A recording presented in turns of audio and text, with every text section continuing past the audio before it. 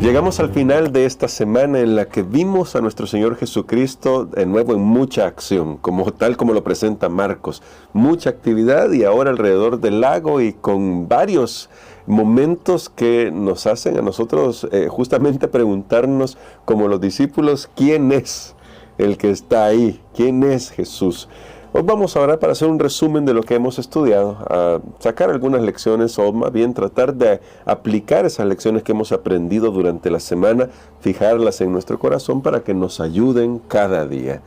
Querido Padre, hemos aprendido muchísimo esta semana sobre nuestro Señor Jesucristo, pero debemos admitir que en realidad tampoco comprendemos a cabalidad todo lo que el Señor Jesús es y hace. A veces también tenemos que experimentar esa misma incomprensión en nuestra propia vida, en la obra que Él hace para nosotros. Y te suplicamos, ayúdanos a mirarlo, a confiar en Él y a saber que Él siempre está cuidando de nosotros. En el nombre de Jesús. Amén. Amén. Durante esta semana casi que sería para este resumen difícil como tratar de encontrar cuál es alguna lección única como para resumir, pastor. Pero quizá me gustaría que leyéramos algunas citas que aparecen acá. Y hay un par de citas que me parecieron muy interesantes y de hecho son las que aparecen el día viernes para nuestro estudio, para que a partir de ahí hagamos un comentario sobre lo que ha sido esta semana. La primera cita que aparece en el libro El Deseado de Todas las Gentes, que le invitamos a usted que pueda también conseguir para leer, dice así: en todos los que reciben la preparación divina debe revelarse una vida que no está en armonía con el mundo, sus costumbres o prácticas, y cada uno necesita tener una experiencia personal en la obtención de un conocimiento de la voluntad de Dios. Debemos oírlo individualmente hablarnos al corazón. Cuando todas las demás voces son acalladas y en la quietud esperamos en Él, el silencio del alma hace más distinta la voz de Dios. Nos invita, estad quietos y conoced que yo soy Dios. Me detengo ahí, aunque la cita sigue, porque, pastor, al final, en todas las experiencias que vimos, cada uno debía resolver esa pregunta, ¿quién es este?, de manera personal. Y cómo eso aplica para nosotros en cuanto a el conocimiento que tenemos. Dios nos ha dado mucha luz, pero al final, ¿qué debemos hacer personalmente con ella? Bueno, esta semana yo creo que hemos aprendido mucho acerca de la vida y la persona de Jesús y de cuál debe ser nuestra respuesta ante Él, aunque sea imperfecta, porque para mí esa es una de las grandes lecciones.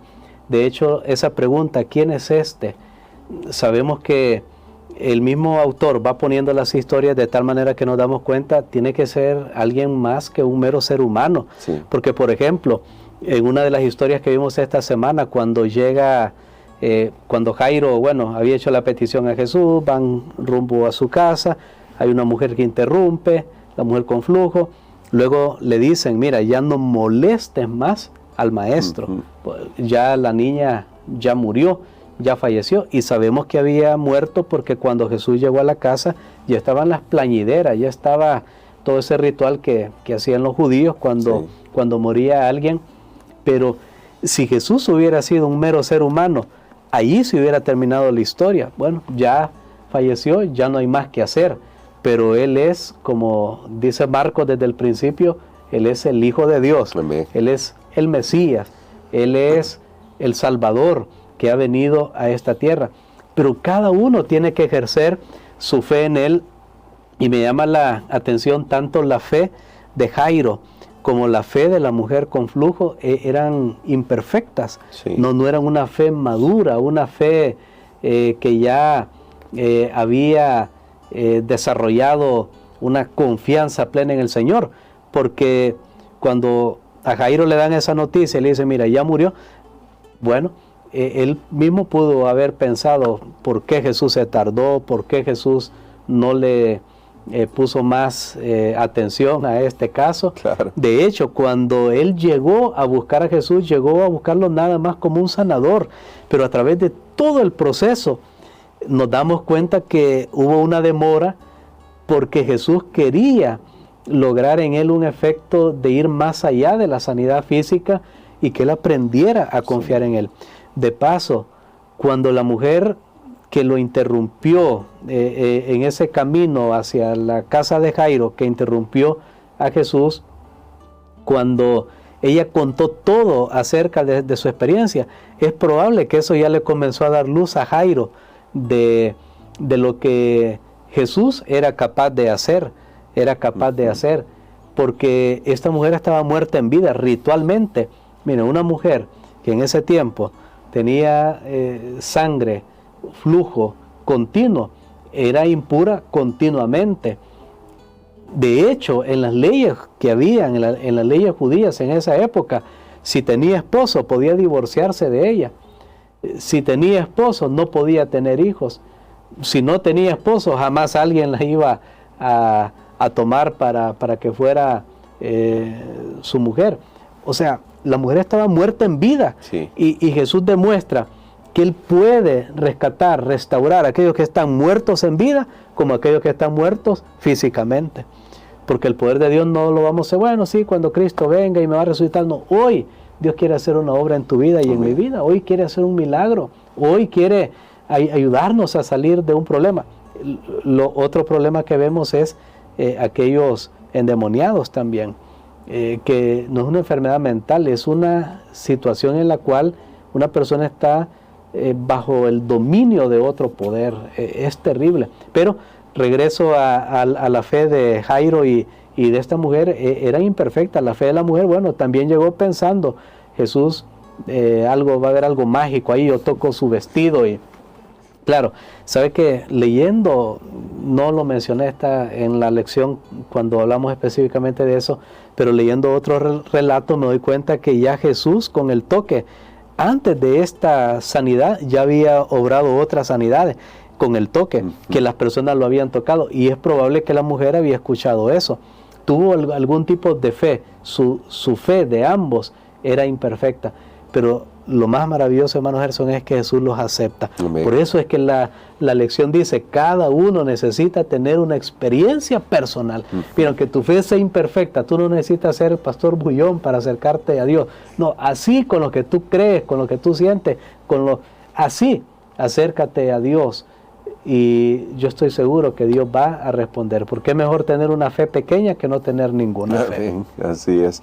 Y ahora, pastor, dentro de la narración nos encontramos con una que definitivamente fue extraordinaria y que también causó una gran tentación al Señor Jesús. Ayer comentábamos esta historia y es la alimentación de los 5,000. Comentando algo de esto, Elena de White escribe un pasaje que me parece vale la pena considerar. Con corazón desconforme preguntaban por qué, si Jesús podía hacer obras tan admirables como las que habían presenciado, no podía dar a todos los suyos salud, fuerza, riqueza, librarlos de sus opresores y exaltarlos al poder y la honra. El hecho de que aseverara ser el enviado de Dios y sin embargo se negara a ser el rey de Israel era un misterio que no podían sondear. Su negativa fue malinterpretada. Muchos concluyeron que no se atrevía a presentar sus derechos porque él mismo dudaba del carácter divino de su misión. Así abrieron su corazón a la incredulidad y la semilla que Satanás había sembrado llevó fruto según su especie, incomprensión y deserción. Y pastor, esta parte me parece interesante porque ya lo destacábamos ayer. ¿Cuánto cuidado debemos tener con respecto a los preconceptos que tenemos sobre Jesús, incluso hoy en día? Porque es fácil mirar hacia ellos y decir, claro, no entendían lo que estaban haciendo, pero ¿será que hoy en día también podemos estar usando el nombre de Jesús de la manera que quisieron usarlo los judíos? Bueno, la gran pregunta es, ¿para qué necesitamos a Jesús? ¿Para qué queremos a un Jesús? Esa es la gran pregunta. ¿Será porque yo quiero que me dé salud, que me dé riqueza? Noten que al final lo que estas personas querían era todo para ellos. Fama, honra, gloria, salud, poder, pero jamás estaban pensando en el problema más grande que hay en el ser humano, que es el pecado. Y Satanás usó esta situación para que ellos pensaran, es que ni él mismo se da cuenta quién es. Y ahí dice que hubo duda y deserción. Cuando vamos al relato en San Juan 6, nos damos cuenta que las personas no lograron entender todo esto del pan, del alimento, de que por qué Jesús había hecho este milagro, y lo abandonaron, a tal punto que Jesús se quedó solo con sus discípulos y les dijo, ustedes también quieren irse, porque es más fácil, hermano Gerson, cuando tratamos con las cosas que se ven, me están dando, o esperamos, ¿qué esperamos de Jesús? ¿Qué esperamos de la iglesia? Esperamos que solo nos dé y nos satisfaga nuestra necesidad. ¿Qué tal cuando no son satisfechas nuestras pretensiones o nuestros deseos? Bueno, pensamos, no, esta no puede ser la iglesia de Dios. Sin embargo, creo que nosotros podemos cometer el mismo error ahora. Hay muchos que usan el nombre de Jesús políticamente. Lo usan para atraer a las personas, hacer ver que son religiosos, pero piensan que Jesús está detrás de todo lo que ellos hacen. Y aunque nosotros tenemos un texto en la Biblia donde dice que Dios quita y pone reyes, es porque Él permite, según su voluntad, que ciertas cosas se vayan dando en la tierra, pero no necesariamente esos reinos o gobiernos reflejan la filosofía de Dios para esta tierra. Dios tiene una misión y la misión debe ser clara, y cualquier cosa que se sale de esa misión no es completa una misión, y es salvar al ser humano. Y cuando decimos salvar, estamos reconociendo que el ser humano es pecador. Si nosotros usamos la iglesia como una institución para atraer votantes, para buscar el poder, para buscar las cosas transitorias de este mundo, nosotros nos vamos a equivocar como estas personas se equivocaron. Y pastor, eso es muy importante tenerlo en mente, porque dentro de todo el relato encontramos el relato de Juan, y que creo que este nos va a ayudar a contrastar el hecho de qué sucede cuando, como seguidores de Cristo, vamos a enfrentar situaciones tan graves como las que pasó Juan, el precursor de Jesús. ¿Y qué nos dice eso a nosotros sobre cómo podemos aprender a confiar en Dios incluso en esos momentos? Bueno, el discipulado tiene un costo, y Jesús lo dijo: el que quiere seguirme, tome su cruz cada día, sígame. Ahí es donde ya muchos se vuelven, porque Jesús dice, el discipulado tiene un costo. Miren lo que pasó con Juan el Bautista, porque Jesús dijo, mi reino no es de este mundo. ¿Por qué Jesús no estaba interesado en hacer aquí grandes hazañas, empresas materiales? Porque él dijo, mi reino no es de este mundo. Si yo quisiera, podría traer ángeles, podría hacer un montón de cosas, pero mi reino no es de este mundo, no es de este mundo. Y la experiencia de Juan el Bautista revela que el reino de Jesús en esta tierra, el reino de la gracia, está en un terreno enemigo, minado, y sus seguidores mismos, al igual que él, pueden enfrentar incluso la muerte, pero que no debemos temer, porque él ha vencido ya a la muerte, ha vencido ya al autor del mal, que es Satanás, y finalmente esa es nuestra gran victoria. Amén. La historia de Juan el Bautista que se insertó aquí en lo que estudiamos esta semana en el libro de Marcos, nos revela que Herodes tenía un presentimiento, bueno, que las acciones que Jesús realizaba eran porque Juan el Bautista había resucitado, pero él solo tenía un presentimiento. Pero nosotros vemos que en la realidad así fue. Jesús resucitó, Jesús murió, pero resucitó, no quedó ahí. Y entonces esta historia nos muestra, hermano Gerson, que aún los hijos de Dios podemos pasar por experiencias difíciles, pero recordemos que es limitado. El dolor, el sufrimiento, aún la muerte son limitadas. Dios tiene una solución para todas esas cosas. Él tiene un reino que está viniendo que no tendrá fin. El libro de Daniel nos dice claramente, su reino será establecido y no va a tener fin, va a destruir a los demás reinos de este mundo. Nosotros podemos ver con fe y saber que si sufrimos no seremos los primeros. Juan el Bautista sufrió, Jesús sufrió, todos los apóstoles sufrieron, todos los hijos de Dios a lo largo de las edades han sufrido. Sin embargo, no seremos los primeros, pero sí podemos saber que un día vendrá nuestra liberación total del pecado y del dominio del pecado, del mal en este mundo, y podemos mirar con fe y podemos saber que Dios no hace acepción de personas. Amén. Y que no nos comparemos. Yo, ¿por qué estoy sufriendo? ¿A qué persona le va bien? no nos comparemos. Juan el Bautista fue el mayor, dijo Jesús, nacido Sí. de mujer, pues por supuesto después de él, pero sufrió de una manera terrible. La historia de Juan es cruel en la Biblia, parece una novela, solo que esta fue real. Ahí está esa historia que le estudiamos esta semana, que cómo estuvo relacionada, o sea, la historia de Juan el Bautista, me refiero por esa coyuntura que hubo entre Herodes y su mujer y la hija. Bueno, todo eso es algo terrible, no debería tal vez estar escrito con tanto detalle, pero está allí para recordarnos. Podemos pasar por la prueba, por el sufrimiento, pero no desesperemos. Podemos sufrir, pero debemos confiar que Dios nunca nos abandona, cuida de nosotros, y si nos permite pasar por esa experiencia, al final Él tendrá un propósito que va a cumplir en nuestras vidas. Amén, amén. Hay muchas lecciones que todavía podríamos destacar. Yo solo quisiera, para terminar con una palabra de aliento para la iglesia, cuando a veces se ve con pocos recursos, limitada para cumplir la misión. ¿Qué nos dice la alimentación de los 5,000 a las iglesias que a veces batallamos con el hecho de no tenemos mucho para servir, pero queremos servir? Bueno, esta lección de los 5,000 nos dice: pongan lo que tienen en las manos de Jesús.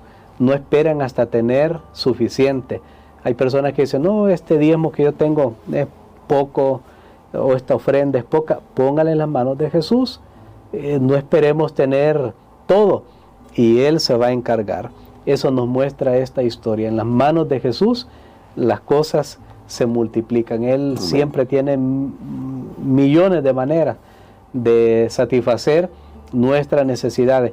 Y recuerde, confíe que Dios está guiando a su iglesia. Qué bueno que hizo esa observación, hermano Gerson, porque ¿sabe qué otra gran lección que tenemos esta semana? Es que Jesús, a pesar de los adversarios, a pesar de los problemas, siempre estaba yendo a la sinagoga, sí, siempre estaba en la misión. No permitió, como nos podría pasar a nosotros: bueno, es que en la iglesia me vieron mal, me hicieron esto, no me comprendieron, no me agradecieron, etcétera. Podemos pensar que esa es razón suficiente para claudicar de la misión, para dejar de participar de la misión. Pero aquí nos muestra que nada debe afectar nuestras convicciones o nuestra relación con la comunidad, con la iglesia, con el servicio que nosotros tenemos que realizar. Amén. Tengamos el Espíritu de Cristo, que decía en Marcos 6:34 esta semana: vio esa gran multitud y tuvo compasión de ellos, porque eran como ovejas sin pastor. Así empezó a enseñarle. Más bien, cuando vemos el mal que anda por ahí, que crece y que llega hasta los bordes de nuestras iglesias, recordemos, pensemos en todas esas personas que no conocen todavía el mensaje y cómo nosotros podemos ser de ayuda para ellos. Quisiera, pastor, que orara por eso, por nosotros, para que nos enfoquemos en la misión y podamos seguir por las pisadas de nuestro Maestro. Amén. Padre, gracias te damos, Señor, por esta lección maravillosa que hemos tenido esta semana. Hay mucho más material del que hemos podido abarcar en estos comentarios, pero que tu Espíritu Santo siga inspirando, siga iluminando nuestras mentes. Oramos, Señor, para que podamos recordar cuál es tu misión en esta tierra y qué hacemos nosotros ahora aquí.